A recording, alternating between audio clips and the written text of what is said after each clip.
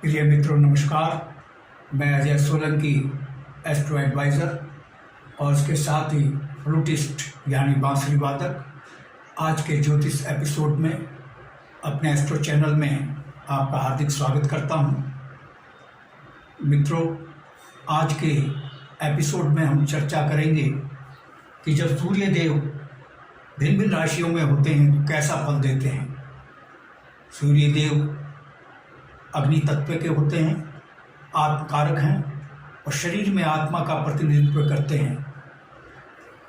इसी प्रकार से राशियां भी भिन्न भिन्न तत्व की होती हैं और अलग अलग स्वभाव की होती हैं। मैंने राशियों के तत्व स्वभाव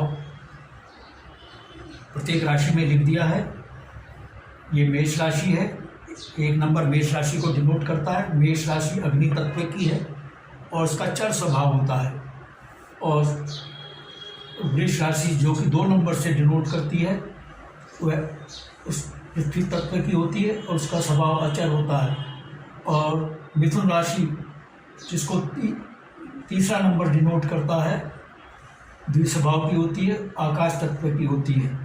और कर्क राशि चर स्वभाव की होती है, जल तत्व की होती है, जो कि 4 नंबर से डिनोट की जाती है। और सिंह राशि जो कि 5 नंबर से डिनोट की जाती है, स्थिर राशि होती है और अग्नि तत्व की होती है। और कन्या राशि जिसको कि 6 नंबर डिनोट करता है, द्विज स्वभाव का होता है इसका, यानी चर और चर दोनों होती है और पृथ्वी तत्व की होती है। और तुला राशि जिसको 7 नंबर डिनोट करता है, इसका स्वभाव चर होता है और ये आकाश तत्व की होती है। इसी प्रकार से वृश्चिक राशि जो है इसका स्वभाव अचर होता है और ये जल तत्व की होती है। और धनु राशि का द्विस्वभाव होता है, यानी चर अचर दोनों, और ये अग्नि तत्व की होती है। मकर राशि जिसको 10 नंबर डिनोट करता है, चर स्वभाव की होती है, पृथ्वी तत्व की होती है। और कुंभ राशि जिसको 11 नंबर डिनोट करता है, आकाश तत्व की होती है और अचर स्वभाव की होती है, यानी स्थिर। अचर का मतलब है स्थिर। और 12 नंबर जो कि मीन राशि को डिनोट करता है, यह राशि द्विस्वभाव की होती है, यानी चर और अचर स्वभाव की, दोनों स्वभाव की होती है और ये जल तत्व की होती है। मित्रों, जब सूर्य देव किसी राशि में होते हैं तो जातक पर उसका वैसा ही प्रभाव पड़ता है जैसे चंद्रदेव का प्रभाव से समुद्र में ज्वार भाटा आ जाता है। तो ग्रहों के प्रभाव से, ग्रहों के राशि में होने पर उसके प्रभाव से मानव जीवन कैसे अछूता रह सकता है, यानी बिल्कुल भी अछूता नहीं रह सकता। उस पर उसका प्रभाव पड़ता है। आइए आगे बढ़ते हैं।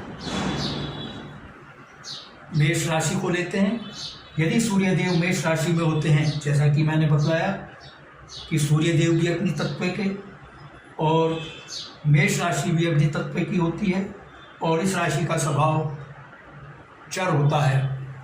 जब सूर्य मेष राशि में होते हैं तो जातक सक्रिय, बुद्धिमान होता है और बहुत फेमस होता है, पॉपुलर होता है, प्रसिद्ध होता है। क्योंकि राशि चर स्वभाव की होती है, उसका स्वभाव यात्रा करने का होता है, वो यात्राओं में बहुत रुचि लेता है। और क्योंकि सूर्य देव भी अग्नि तत्व के और जिस राशि में विराजमान है मेष, ये भी अग्नि तत्व के, इसका स्वभाव क्रोधी होता है, बहुत जल्दी क्रोध करता है।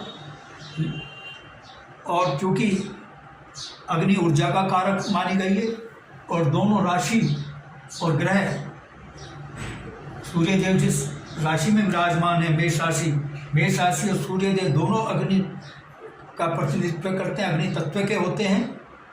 तो इसलिए यानी उसमें ऊर्जा होती है और अग्नि ऊर्जा का कारक है।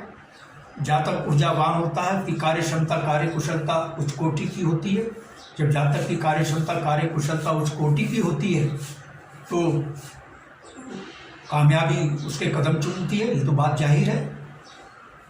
और ऐसा जातक बहुत महत्वाकांक्षी होता है, एम्बिशियस होता है और उस पर का एक स्वभाव है, वो दूसरों पर प्रभुत्व जमाने की उसमें प्रवृत्ति होती है, दूसरे को डोमिनेट करना वो चाहता है। और जब मध्यावस्था में पहुंचता है तो अध्यात्म के प्रति उसमें रुचि बढ़ जाती है और बहुत उदार होता है। उदार उसका स्वभाव हालांकि क्रोधी होता है, लेकिन उदार होता है और न्यायप्रिय भी होता है। तो इस विश्लेषण से आपको पता चलता है कि जब सूर्य देव मेष राशि में होते हैं तो उसमें कमी आ जाती है। क्रोधी स्वभाव, क्रोध स्वास्थ्य के लिए अच्छा नहीं होता और दूसरों के लिए भी, स्वयं के लिए भी नहीं और दूसरों के लिए भी अच्छा नहीं होता। संबंध बिगाड़ता है, विवेक को हर लेता है। तो यह ज्योतिष विज्ञान इसका निर्माण इसलिए किया गया है जिससे मनुष्य जान सके उसमें क्या खूबी हैं, क्या कमियां हैं, खूबियों का लाभ उठाए और कमियों को अगर दूर करे तो निश्चित रूप से प्रगति करेगा। तो ज्योतिष विज्ञान खूबी और कमी दोनों बतलाता है, खूबी का लाभ उठा सकें और कमियों को जिससे दूर कर सकें। आइए अगली राशि लेते हैं, वृष राशि। वृष राशि जैसे कि मैंने लिखा है कि ये अचल स्वभाव की होती है और पृथ्वी तत्व की होती है। वृष राशि का जो जातक है, चूँकि पृथ्वी धैर्यशाली होती है, सबका पालन करती है और जातक धैर्यशाली होता है और दूसरे उस पर आश्रित रहते हैं, दूसरों की भी मदद करता है, वो मददगार साबित होता है। लेकिन वह कार्य तो करता है, नियम कार्य स्लो गति से करता है, लेकिन उसकी एक खूबी है। जब सूर्य देव राशि में प्रवेश करते हैं तो उसमें खूबी आ जाती है। वह स्लो बट स्टडी, स्लो तो होता है लेकिन वो स्टडी होता है, यानी कार्य धीमी गति से करेगा लेकिन सतत करेगा, निरंतर करेगा। आपने खरगोश और कछुए की दौड़ की कहानी सुनी होगी, दोनों में कंपटीशन हो गया कौन आगे निकलता है। खरगोश को पूरा विश्वास था कि वो तो एक ही छलांग में दूरी तय कर लेगा और कछुआ तो धीरे चलता है इसलिए वो सो गया। लेकिन कछुआ सोया नहीं, धीमा चाल से, उसकी चाल धीमी अवश्य थी लेकिन धीमी चाल चलता रहा और सतत निरंतर चलता रहा और अंतोगत्वा धीमी चाल वाले कछुए ने खरगोश को पराजित कर दिया। तो यही खूबी वृष राशि के जातक में होती है। वो स्लो होता है लेकिन स्टडी होता है और परिश्रमी भी होता है। जो सतत कार्य करता है वो परिश्रमी होता है, तो स्वाभाविक ही है। और उसकी जो रुचि होती है कला में होती है, संगीत में होती है और भोग विलास में रुचि उसकी अधिक होती है, क्योंकि वृष राशि के स्वामी शुक्रदेव होते हैं जो कि भोग विलास के कारक माने गए हैं। क्योंकि ये उनकी राशि है शुक्रदेव की, तो भोग विलासी होता है और उसमें जो, और लेकिन इंटेलिजेंट होता है, कुशाग्र बुद्धि होता है और बहुत सोशल होता है, सोशलिबिलिटी होती है, उसमें मिलनसारिता होती है। तो मित्रों अगली राशि लेते हैं मिथुन राशि। मिथुन द्वि स्वभाव की होती है और आकाश तत्व की होती है, यानी ये चर अचर दोनों स्वभाव होता है इसका। और आकाश तत्व की राशि होती है। जब सूर्यदेव मिथुन राशि में प्रवेश करते हैं तो ऐसा जातक टॉकेटिव हो जाता है, बातूनी होता है, लेकिन वो जो उसकी बुद्धि कुशाग्र होती है और विद्वान होता है, अध्ययनशील होता है और उसके साथ ही धनवान भी होता है। लेकिन उसकी एक नकारात्मकता है, वह दूसरों की आलोचना अधिक करता है, दूसरों में कमियां, ही फाइंड फॉल्ट्स इन अदर्स, जबकि अपनी कमियां उसे दिखाई नहीं पड़ती, दूसरों की कमियां वो ज़्यादा देखता है। यह उसमें नकारात्मकता आ जाती है। इस नकारात्मकता को दूर कर दे तो उसके लिए बहुत लाभकारी होगा। और उसमें जो होती है ओरिजिनलिटी की कमी होती है, यानी उस पर दूसरों की छाप जल्दी पड़ जाती है, क्रिएटिविटी की कमी होती है, दूसरों की वो नकल करता है और लेकिन उसकी छाप दूसरों पर नहीं पड़ती, उसकी कोई अपनी ओरिजिनलिटी नहीं होती, दूसरों की कॉपी करता, दूसरे का लाइफ स्टाइल को अपनाएगा, दूसरे के तौर तरीके अपनाएगा, लेकिन उसका अपना कोई तौर तरीका नहीं होता। आइए अगली राशि लेते हैं, कर्क राशि। कर्क राशि जल तत्व की है और चर इसका स्वभाव है। कर्क राशि का जब सूर्य देव कर्क राशि में प्रवेश करते हैं तो ऐसा जातक जो होता है उसको धन की कमी का सामना करना पड़ता है, निर्धनता का सामना करना पड़ता है और धन की कमी के कारण परेशान रहता है और अक्सर रोगी भी रहता है और दुखी रहता है। और ऐसा जातक जो है दूसरों की अधीनता में काम करना पसंद करता है। उसमें he is a outstanding follower but not a leader. वो लीडर नहीं होता, वो फॉलोअर होता है।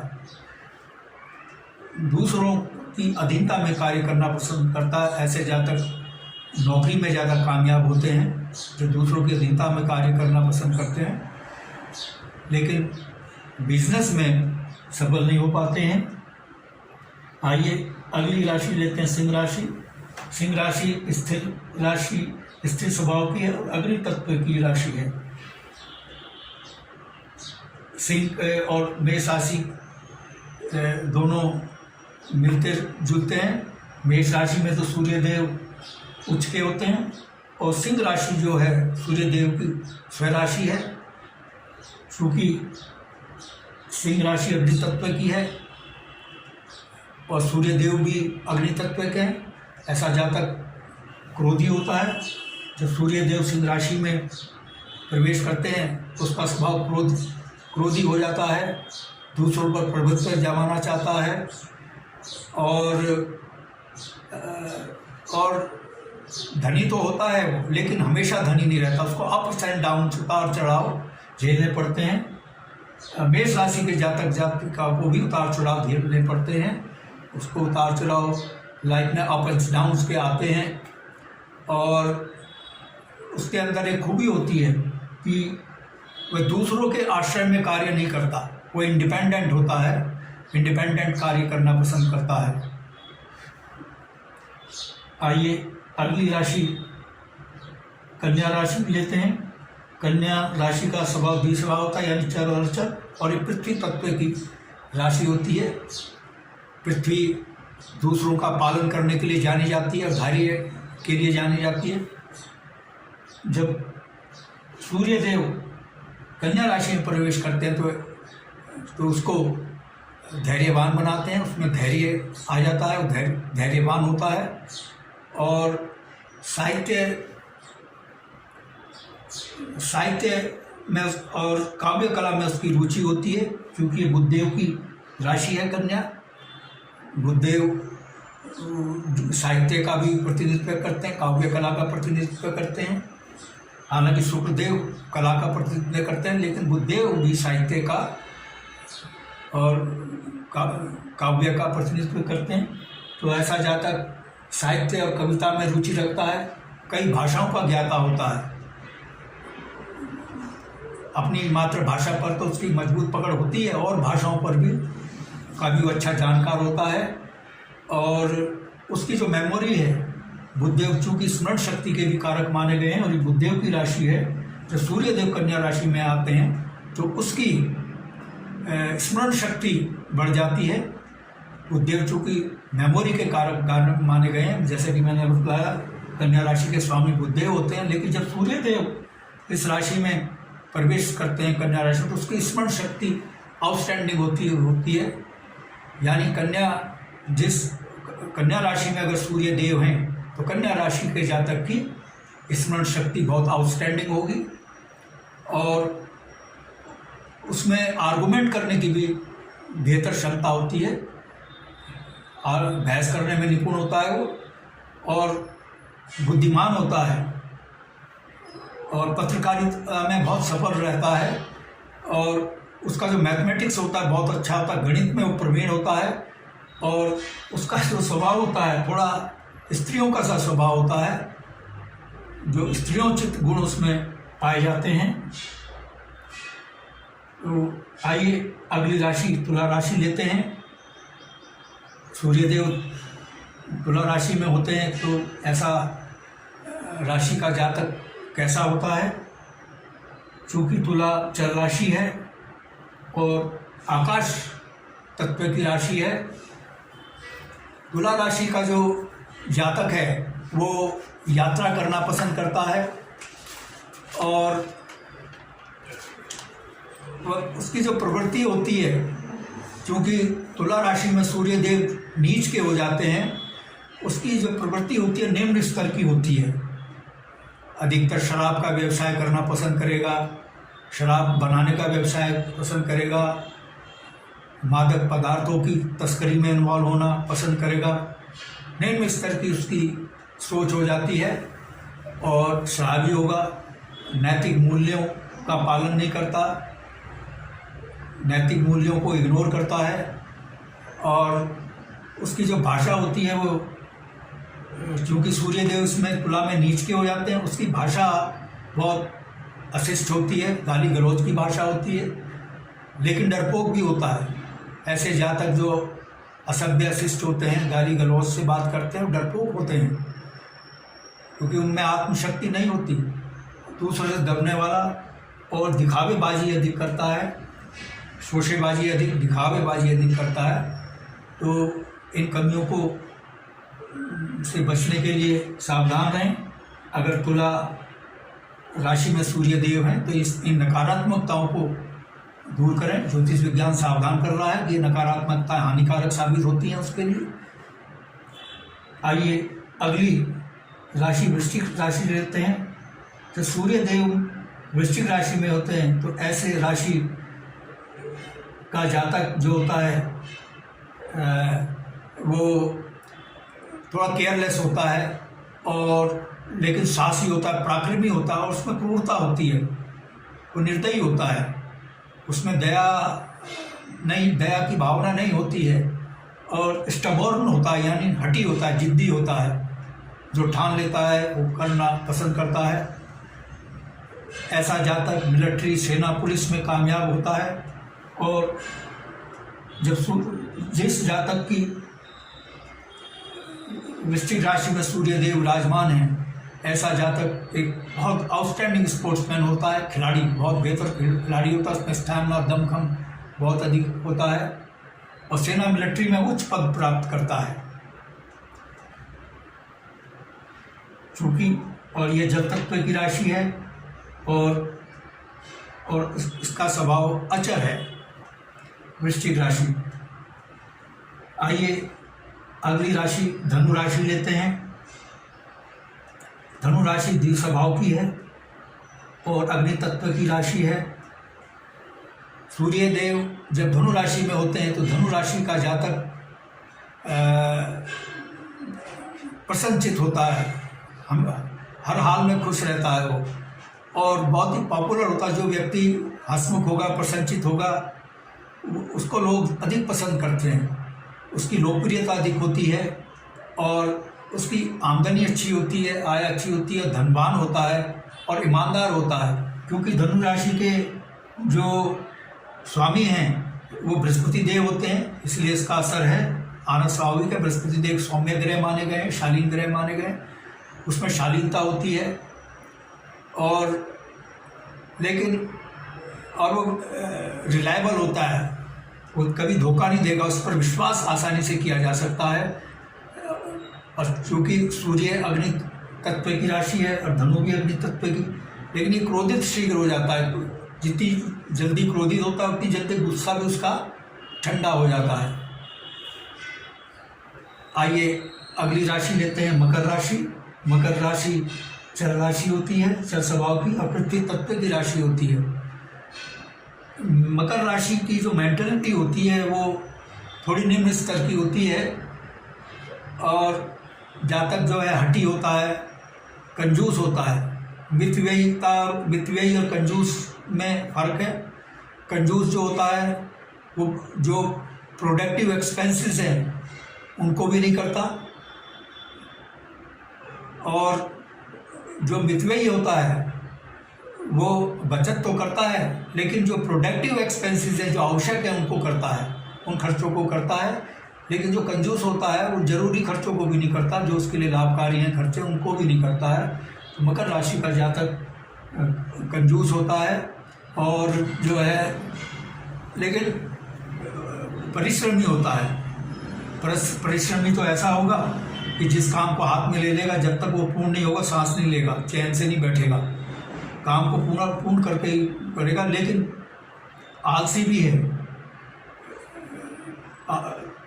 या तो बिल्कुल काम नहीं करेगा, आलस में पड़ा रहेगा, और काम करेगा तो उसको पूर्ण करके ही दम लेगा। ये इसमें खूबी है। अगर वो आलस त्याग दे तो हीरा हो जाए। तो ज्योतिष विज्ञान सावधान कर रहा है ऐसे जातक को अपने आलस पर काबू पाए। मकर राशि के जातक को, जिसकी राशि में सूर्य देव हैं मकर राशि में, और बहुत समझदार होता है ऐसा जातक। चूँकि आलसी होता है, काम तो करता है तेजी से, लेकिन जब आलस नहीं होता, जब आलस में होता है तो काम नहीं करता। इसलिए उसकी प्रगति खरगोश की तरह होती है। जैसे कि मैंने बतलाया था अभी, खरगोश और कछुए की चाल। खरगोश और कछुए में दौड़ हुई कि कौन जीतेगा।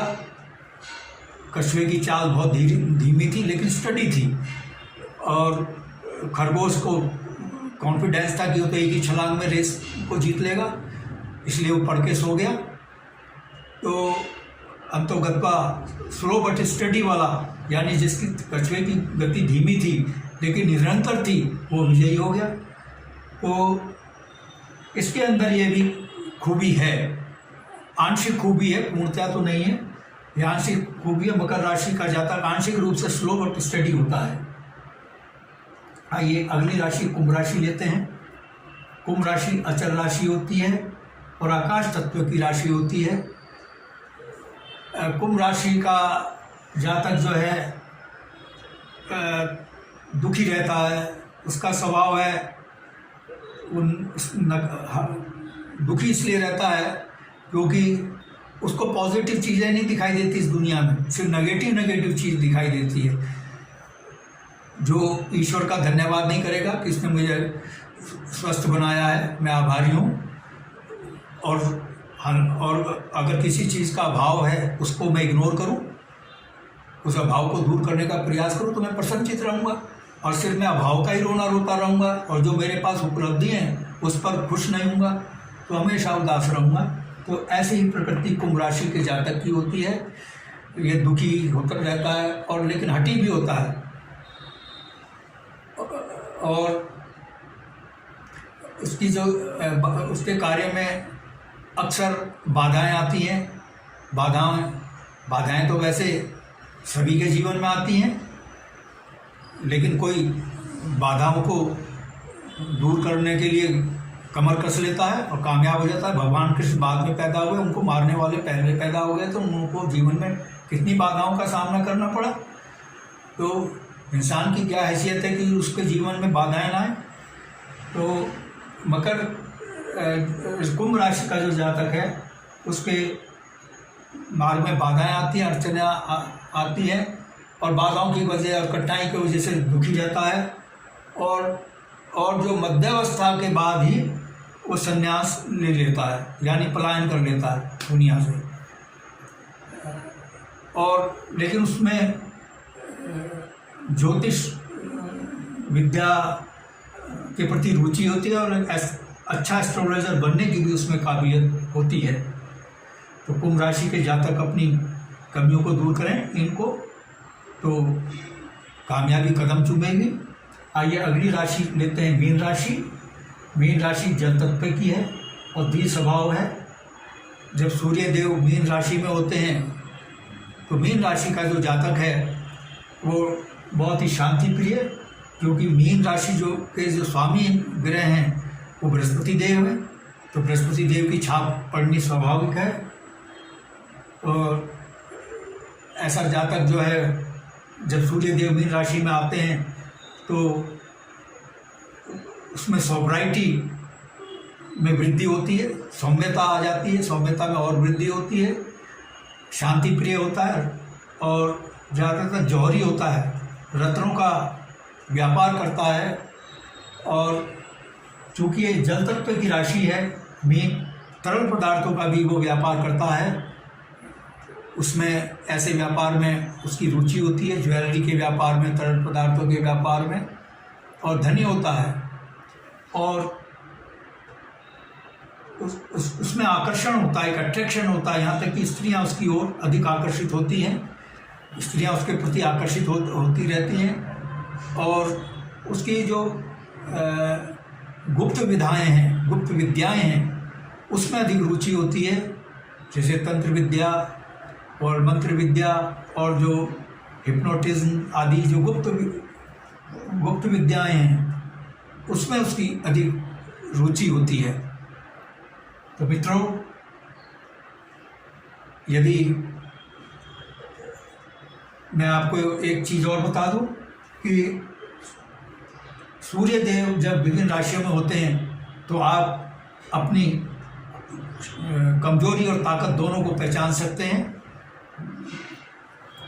एनालिसिस करके। जैसा मैंने आपको बताया, अपनी कमियों को दूर कर सकते हैं और जो खूबियां हैं उनका लाभ उठाकर आगे बढ़ सकते हैं, और कमियों को दूर करके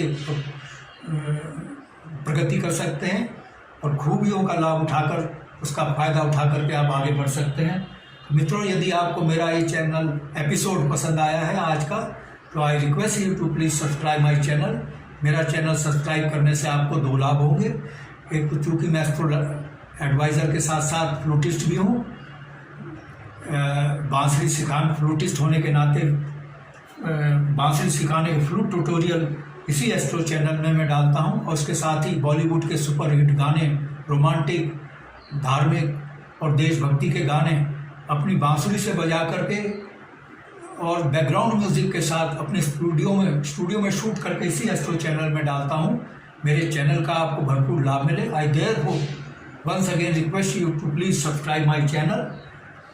और यदि आपके मन में कोई प्रश्न या क्वेरी है तो आप कमेंट बॉक्स में कमेंट कर सकते हैं।